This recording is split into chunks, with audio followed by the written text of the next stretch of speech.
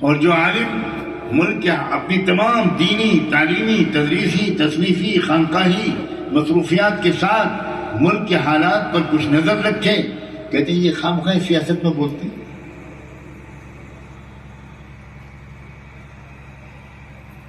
یہ سیاست عجیب چیز ہے.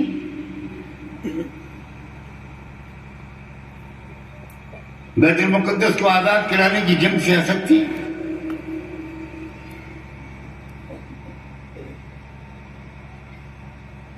جب بنو اسرائیل کے لوگوں نے مطالبہ کیا تھا اپنے وقت کے نبی سے، أَلَمْ تَرَ إِلَى الْمَلَإِ مِنْ بَنِي إِسْرَائِيلَ مِنْ بَعْدِ مُوسَى إِذْ قَالُوا لِنَبِيٍّ لَهُمْ ابْعَثْ لَنَا مَلِكًا نُقَاتِلْ فِي سَبِيلِ اللَّهِ. نبی سے درخواست کی تھی کہ ہمارا ایک لیڈر مقرر کیجئے، ہم اللہ کے راستے میں اس کے پیچھے چل کر جنگ کرنا چاہتے ہیں. تو یہ سیاست تھی. میں نے شروع میں دوسری آیت پڑھی تھی، وَكَأَيٍّ مِّن نَبِيٍّ قَاتَلَ مَعَهُ رِبِّيُّونَ كَثِيرٌ فَمَا وَهَنُوا لِمَا أَصَابَهُمْ فِي سَبِيلِ اللَّهِ وَمَا ضَعُفُوا وَمَا اسْتَكَانُوا.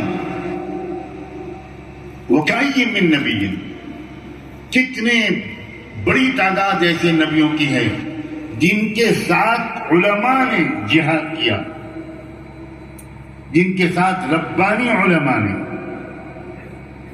اللہ والوں نے قاتل معه جنگ کی.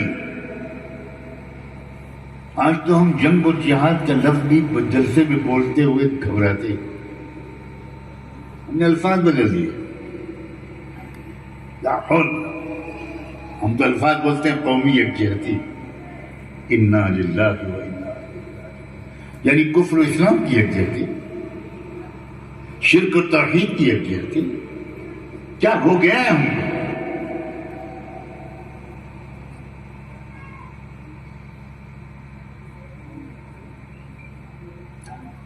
بلا شبہ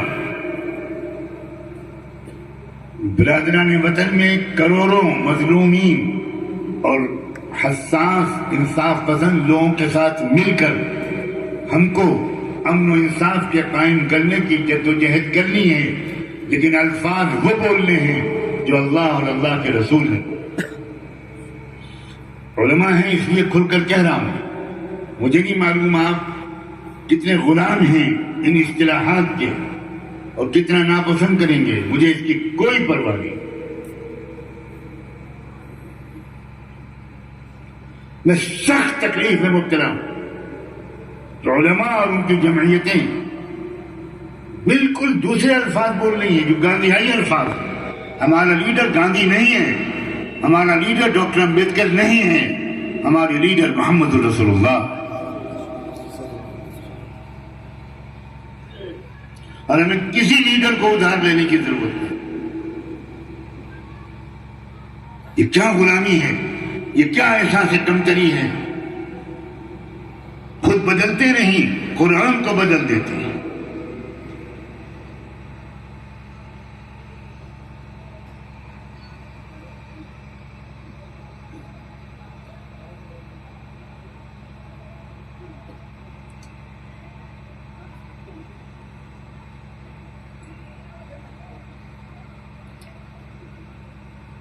اب میں تیسری عملی بات پر آتا ہوں، اسی پر بات کو مکمل کروں. آپ سوچ رہے ہوں گے کہ آخر یہ بات اگر ہے کہ ہم کو ملک میں امن و انصاف قائم کرنا ہے تو آخر کیسے کیا جائے. یہ سوچ رہے ہیں کہ نہیں سوچ رہے؟ اگر سوچ رہے تو بتاؤ، ورنہ میرا شریف پڑھ کے ختم. کتنے لوگ سوچ رہے ہیں؟ اتنا سارا تھا.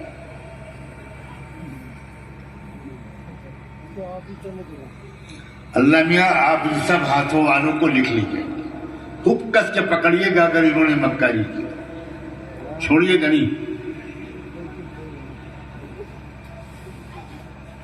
ابھی دعا کے بعد پھر سے ہاتھ اٹھواتا ہوں. اب بتاؤ کون چاہتا ہے کہ ملک میں امن و انصاف قائم ہو؟ جو تم نے اتنا سا کیا بس نوجوان کہیں گا لا حول ولا قوت. یہ تو لڑکیوں والا انداز. ٹھیک ہے، دوپٹہ اور اوڑھ لو.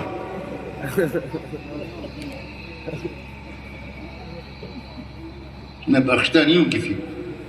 لوگ سعادت میں سامنے بیٹھتے ہیں، پہلے تجربے کے بعد پیچھے نظر آتے ہیں.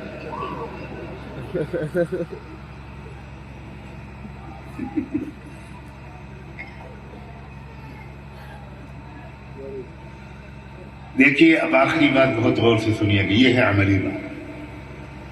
اس وقت ہمارے ملک میں جو خاص دور شروع ہوا ہے، جس مرحلے میں ہمارا ملک داخل ہوا ہے، یہ بالکل ایک نیا مرحلہ ہے.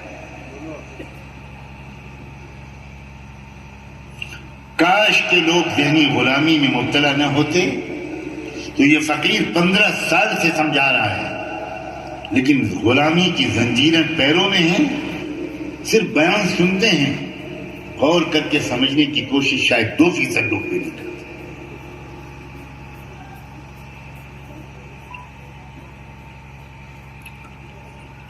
اس ملک کے بارے میں ایک بڑی زبردست غلط فہمی صدیوں سے چلی آ رہی، اور وہ غلط فہمی یہ ہے کہ یہاں 2 قومیں بستی ہیں، ایک ہندو ایک مسلم. 80% ہندو اور 20% مسلمان. اقلیت اقلیت اقلیت اقلیت اقلیت. ہم اقلیت میں ہیں، اقلیت اقلیت. یہ جو 70,000 مرتبہ ہمارے بعض لوگ اقلیت اقلیت بولتے ہیں، اس کا اثر کیا پڑتا ہے آپ کے اوپر جانتے ہو؟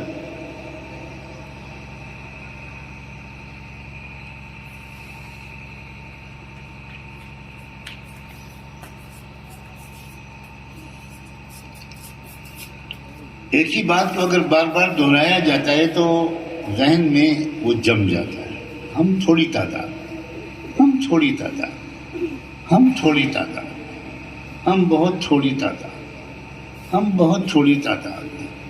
جو خیرات مل جائے، جو فی سبیل اللہ، کچھ کانگریس دے دے، کچھ سماجوادی دے دے، کچھ بہنجی دے دیں، لا حول ولا قوت الا باللہ.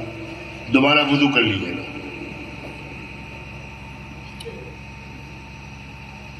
ہم اقلیت، ہم اقلیت، ہم اقلیت.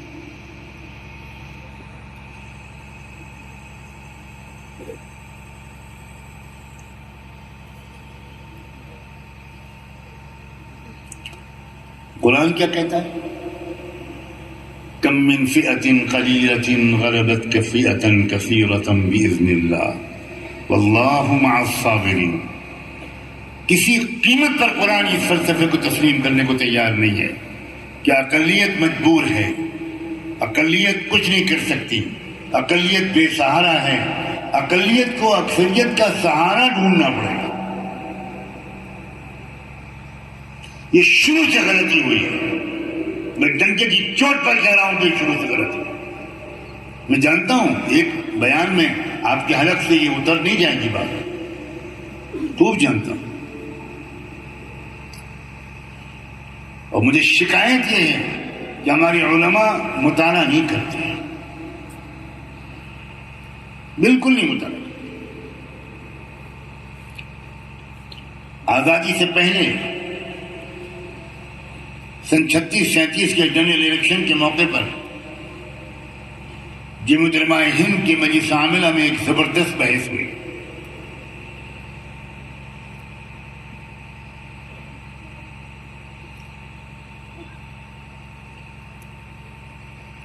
ایک رائے جمعیت علماء کے اکابر کی یہ تھی، بعض اکابر کی، حضرت مولانا ابو المحاسن محمد سجاد صاحب بانی عمارت شرعیہ نور اللہ مرقدہ وقدس سرہ، ان کی رائے یہ تھی کہ جمعیت مسلمانوں کو کانگریس کے اندر ضم نہ کرے. ہم کانگریس کے اندر گھس نہ جائیں، ہمارا وجود ختم ہو جائے گا، ہماری اپنا وزن ختم ہو جائے گا، اور ہم زندگی بھر کے لیے کانگریس کے محتاج ہو جائیں گے. ہم اپنی سیاسی پارٹی بنائیں اور سیاسی پارٹی بنا کر کانگریس کے ساتھ برابر کے لیول پر سمجھوتا کریں. ہم نے ان سے کہیں زیادہ قربانیاں کی ہیں جنگ آزادی میں.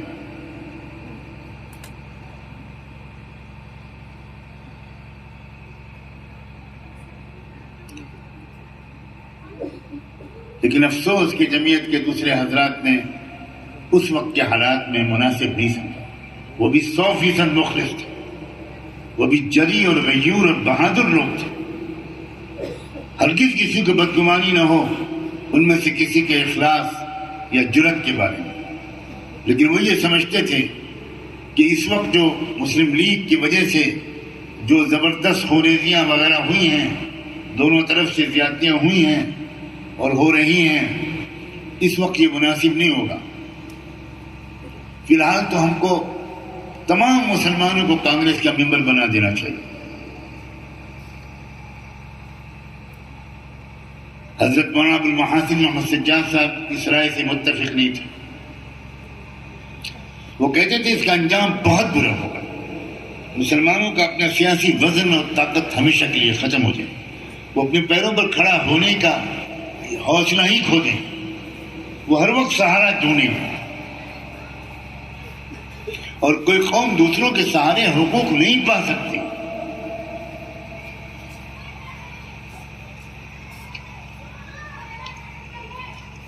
تعلق مع اللہ کے اعتبار سے دوسرے اکابر کا بہت بلند مقام تھا. لیکن مجھے علماء کے سامنے یہ بات کہتے ہوئے کوئی ہچکچاہٹ محسوس نہیں ہو رہی کہ سیاسی سوجھ بوجھ اور بصیرت کے حجاب سے حضرت مولانا ابوالمحاسن محمد سجاد صاحب کا کوئی جواب نہیں تھا. آپ پڑھیے ان کے خطبات. جمعیت کے اجلاسوں میں جو خطبائے صدارت دی ہے مولانا ابوالمحاسن سجاد صاحب، جو مضامین لکھتے تھے وہ عقل حیران رہ جاتی تھی. ایک پستہ قد سامنے خط کا انسان جس کی زبان میں لکنت تھی، جو نقشبندی سلسلے کا بہت بڑا شیخ تھا اور اسلامی قانون کا ملک کا سب سے بڑا ماہر تھا.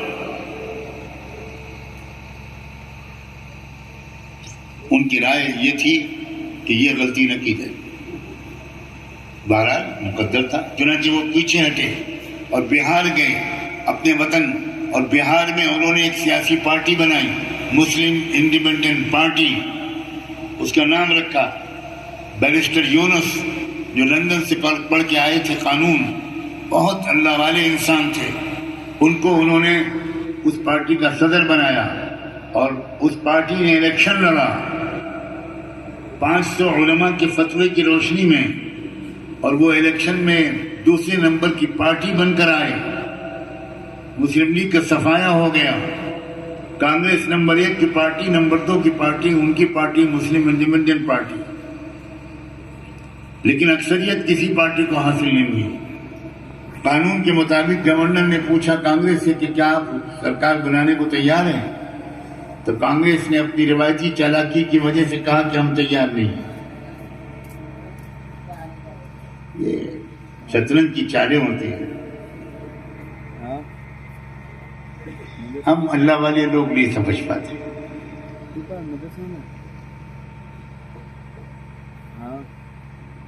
دوسری پارٹی ہونے کی حیثیت سے گورنر نے مولانا ابوالمحاسن سجاد صاحب کی پارٹی کے صدر سے پوچھا کیا آپ سرکار بنانے کو تیار ہیں؟ وہ دوسرے نمبر کی پارٹی تھے. انہوں نے کہا ہم تیار. نہلے پہ دہلا، ایسے علماء کی ضرورت ہے. اب کانگریس پھنس گئی. اگر کانگریس ان کو سپورٹ نہیں کرتی تو اگلے الیکشن میں مسلمانوں کے جتنے ووٹ کانگریس کو ملے تھے وہ بھی نہیں ملے. تو کانگریس نے بعد دل نخواستہ سپورٹ کر دیا اور حکومت بن گئی مسلم انڈیپینڈنٹ پارٹی کی. علماء ہر مسئلے پر علماء پہلے بیٹھتے تھے. علماء شریعت کی روشنی میں قانون کی رہنمائی کرتے تھے. پھر وہ قانون سازی ہوتی تھی، بل پیش ہوتا تھا اسمبلی میں اور پاس ہوتا تھا. اس شان سے علماء نے اس ملک میں ایک امن و انصاف کے قیام کی جد و جہد کا آغاز کیا، کامیاب آغاز کیا اور ایک نمونہ پیش کیا. لیکن مجھے افسوس ہے کہ ان کا تذکرہ اور ان کی خصوصیات کا تذکرہ ہمارے آپ کے سامنے شاید بہت کم ہوتا ہے. کیا خیر، ہو سکتا ہے بہت سے لوگ آج پہلی بار نام سنیں. حضرت والد صاحب نے انہی کی عقیدت اور ان کی جامع صفات شخصیت سے تاثر کی وجہ سے میرا نام سجاد رکھا تھا.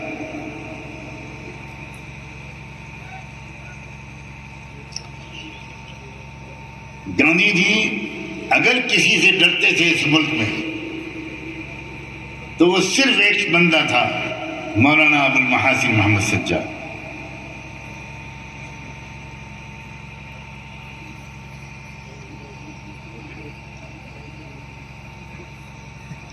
جناب گاندھی کیا کہے ان کو، مہاتما تو میری زبان سے تو نکلتا نہیں. جو آدمی روزانہ 2 ننگی لڑکیوں کے ساتھ سوتا ہو وہ مہاتما؟ آپ نے پڑھی ہی نہیں تاریخ. مصیبت یہ ہے اور آپ کو بتائی بھی نہیں آپ کیا قابل ہیں.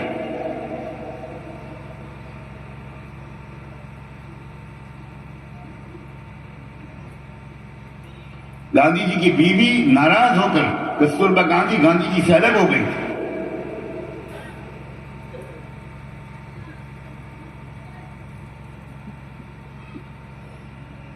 گاندھی جی نے ایک فارمولہ پیش کیا ملک میں ہندو مسلم اتحاد کا، آپ کی زبان میں قومی یکجہتی کا.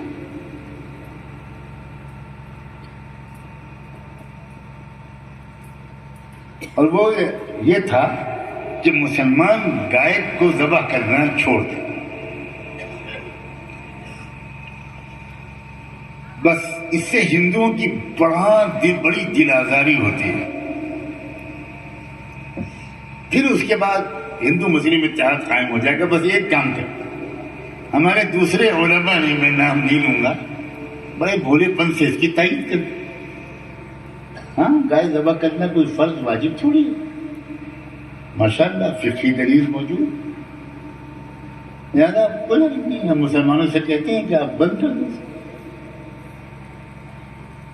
مولانا ابوالمحاسن سجاد صاحب نے فوراً فقہ کے ماہر علماء کا اجتماع بلایا. اجتماع بلا کر ان کے سامنے استفتاء رکھا اور کہا جبرن ترک ذبیحہ گاؤ ترک شعار اسلام.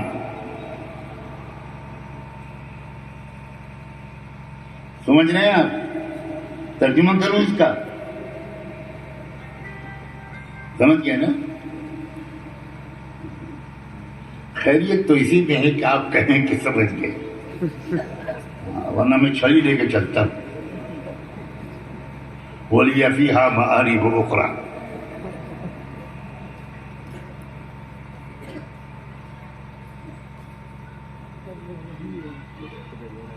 کیا نقطہ ہے؟ امام ربانی ثانی رحمۃ اللہ علیہ نے لکھا ہے کسی شعار اسلام کو جبرن چھڑوایا جائے، کسی قیمت پر ایسے قانون کو ماننا مناسب ہے. مسئلہ یہ نہیں ہے کہ وہ فرض اور واجب ہے کہ چنانچہ اس کے بعد حضرت مولانا ابوالمحاسن سجاد صاحب نے بہار میں اس بات کا اعلان کر دیا کہ گاؤں گاؤں ذبیحہ گاؤں. گاندھی جی ایک مولانا کو ساتھ میں لے کر، وہ بھی بہت محترم شخصیت، اس لیے ان کا نام نہیں لے رہا ہوں، خود چل کر پٹنہ تشریف لائے مولانا ابوالمحاسن سجاد صاحب کو منانے. مولانا سجاد صاحب سے ملاقات ہوئی، لمبی گفتگو ہے، میں خلاصہ کر کے سناتا ہوں. مولانا سجاد صاحب نے جانتے ہیں ان سے کیا کہا؟ انہوں نے کہا کہ باپو، گجرات میں تالی ایک ہاتھ سے بجتی ہے، ہمارے بہار میں تو گجرات تالی جو ہے وہ 2 ہاتھ سے بجتی. مگر لگتا ہے باپو گجرات میں جہاں کے آپ ہیں وہاں تالی ایک ہی ہاتھ سے بجتی. تو باپو نے کہا مولانا صاحب آپ کیسی بات کہہ رہے ہیں؟ تالی تو ہر جگہ دو ہاتھ سے بجتی.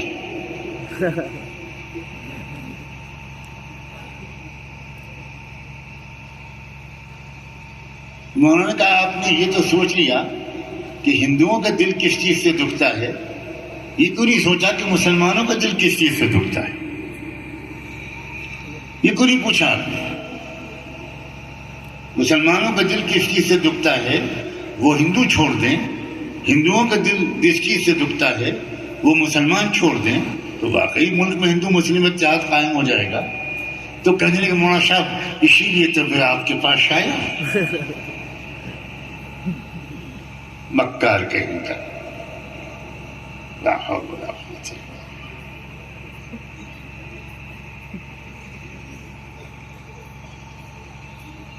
مولانا نے کہا کہ مسلمانوں کا دل اللہ کے سوا کسی کی بندگی پوجا عبادت کرنے سے جتنا دکھتا ہے اتنا کسی سے نہیں دکھتا.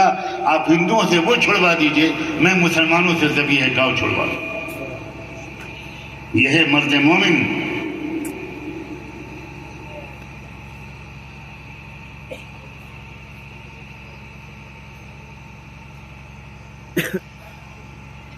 گاندھی جی نے دھوتی سنبھالی, لاٹھی اٹھائی.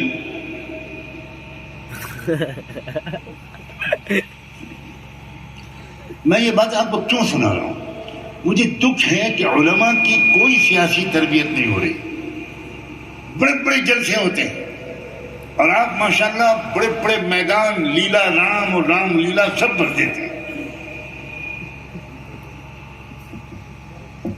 حد نظر تک ٹوپیاں نظر آتی ہیں اور آپ کو طاقت کا بنا کر مظاہرہ کر کے وہاں پر سودے بازی ہوتی ہے اور آپ کچھ نہیں سمجھتے. علماء کو اتنا بھولا نہیں ہونا چاہیے, علماء کو اتنا بیوقوف نہیں ہونا چاہیے. اپنے بڑوں کا پورا احترام رکھتے ہوئے کبھی کبھی ہم ان کی رائے سے اختلاف بھی کر سکتے ہیں. کیا امام محمد سے بڑھ کر ہم ابو حنیفہ کا جو احترام امام محمد کرتے تھے, امام ابو یوسف کرتے تھے, کیا ہم ان سے زیادہ احترام اپنے بزرگوں کا کرنے کا دعویٰ کر سکتے ہیں؟ مگر احترام کے باوجود امام محمد کہتے تھے شیخ آپ کی اس رائے سے آپ کا یہ شاگرد متفق نہیں ہے. امام ابو حنیفہ کہتے تھے شاباش شاباش تم نے میری آنکھیں ٹھنڈی کر دی.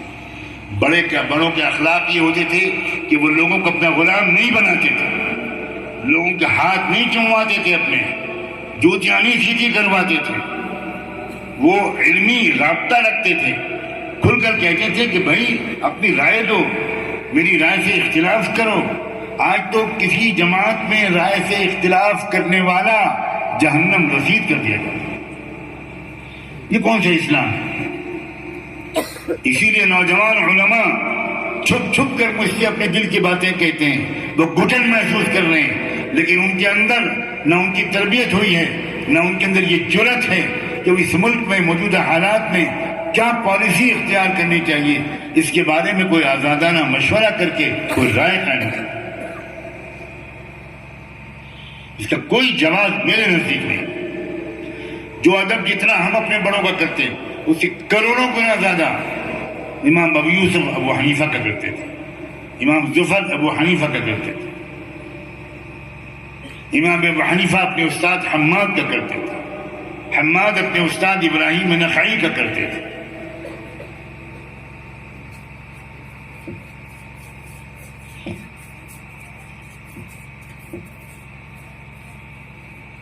اس ملک میں اس وقت ایک بالکل نیا ورق پڑتا ہے.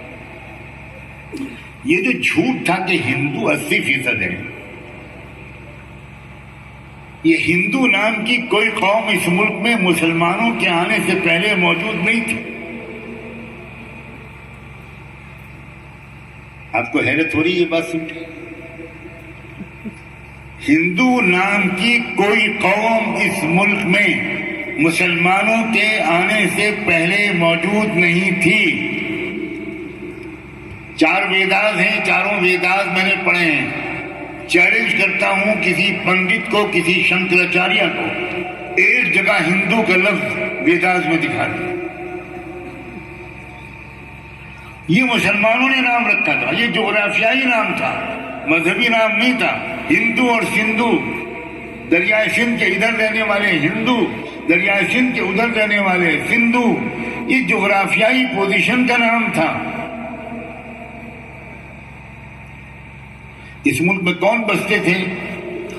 اس ملک میں چمار بستے تھے، اس ملک میں ٹھاکر بستے تھے، اس ملک میں براہمین بستے تھے، اس ملک میں یادو بستے تھے، اس ملک میں کرمی بستے تھے، اس ملک میں سکھ بستے تھے. الگ الگ الگ الگ سب ذاتیں، ہزاروں ذاتیں، الگ الگ قومیں تھی. قومی یکجہتی سے کام نہیں چلے گا، اقوام متحدہ رکھنا پڑے گا. یہ قومی یکجہتی اسی بنیاد پر رکھا گیا کہ غلط سمجھا گیا کہ وہ ایک قوم ہے. ہر چیز ایک قوم ہے.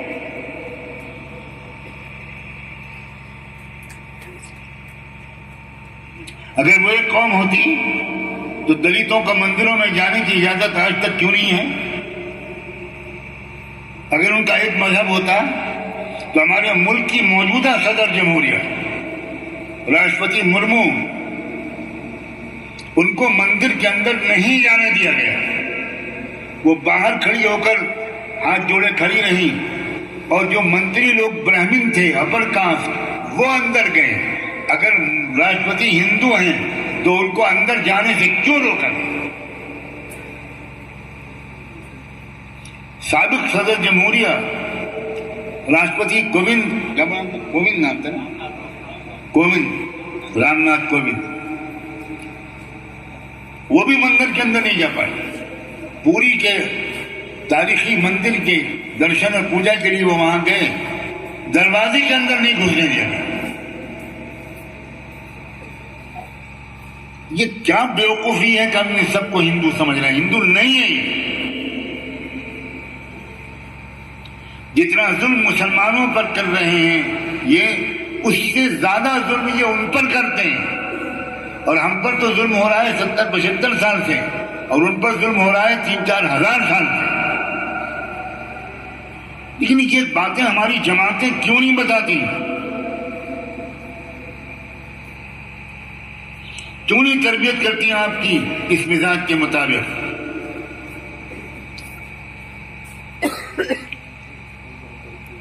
اس ملک میں او بی سی جن کو کہتے ہیں، جن کی آبادی 52% بتائی جاتی ہے،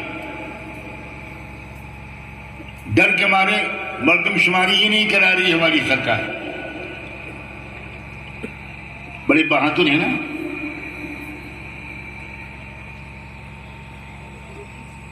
چون 54% بتاتے ہیں کچھ لوگ. وہ او بی سی چلا چلا کر کہتے ہیں کہ ہم ہندو نہیں ہیں. تم کیوں ہم کو ہندو کہتے؟ سکھوں کو دستور میں ہندو لکھ دیا گیا، جبکہ سکھ مذہب بابا گرو نانک نے ویدک دھرم کے مظالم کے بغاوت کے طور پر اور توحید اور رسالت کے ساتھ انہوں نے اس کا آغاز کیا تھا. سازش چل رہی ہے بھائی.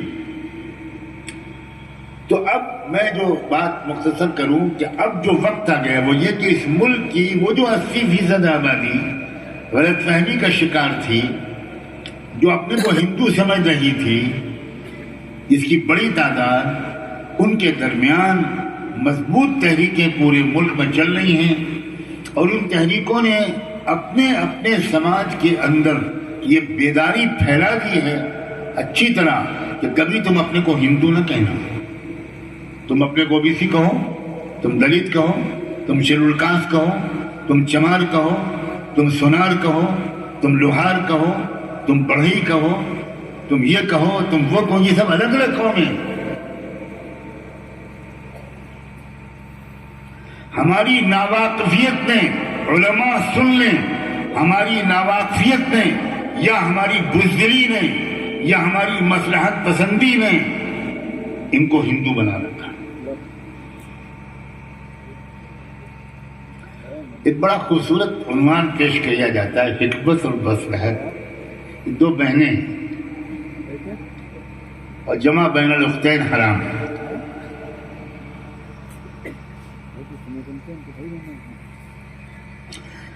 امام ابو حنیفہ کو حکمت المصلحت کا سبق نہیں پڑھا تھا انہوں نے؟ وہ حکومت وقت کے خلاف بولتے تھے اور جیل میں گئے، مارے گئے، جیل میں کوڑے مارے گئے۔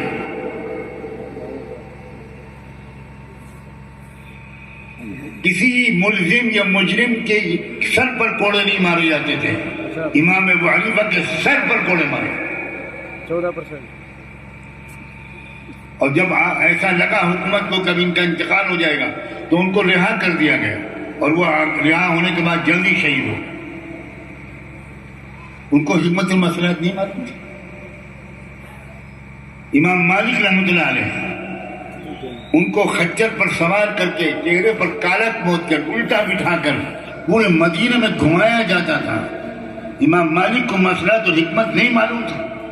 ہم نے فقہ زیادہ پڑھی ہے۔ امام احمد بن حنبل اس بری طرح مارے جاتے تھے کہ بے ہوش ہو کے گر جاتے تھے، ہوش میں لایا جاتا تھا، پھر کوڑے برسائے جاتے تھے۔ انہوں نے حکمت المصلحت نہیں پڑھی تھی۔ امام شافعی کو سزائے موت سنا کر یمن سے ہتکڑیوں اور بیڑیوں میں لایا گیا بغداد گردن قلم کرنے کے لیے۔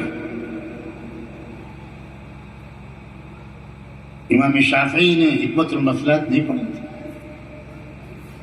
ہمیں ماننا چاہیے کہ ہم بزدل ہیں، ہمیں ماننا چاہیے کہ ہم منافق ہیں، ہمیں ماننا چاہیے کہ ہم بے وفا ہیں، ہمیں ماننا چاہیے کہ ہم غدار ہیں، ہمیں ماننا چاہیے کہ ہم ڈرپوک ہیں، ہمیں ماننا چاہیے کہ ہم اللہ کے ساتھ مخلوق کو شریک کر رہے ہیں۔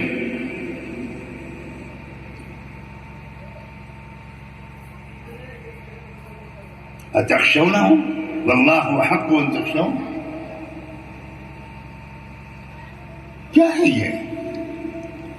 اس وقت ملک کے اندر الحمدللہ یہ جو طبقات ہیں بہت بڑی تعداد میں یہ متحد ہو رہے ہیں، اور چوتھی پاس بادشاہوں کا دماغ خراب ہو رہا ہے۔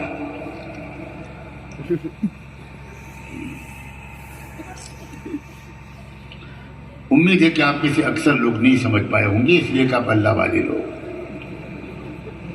آپ یا زمین سے نیچے کی باتیں کرتے ہیں یا آسمان سے اوپر، اور دین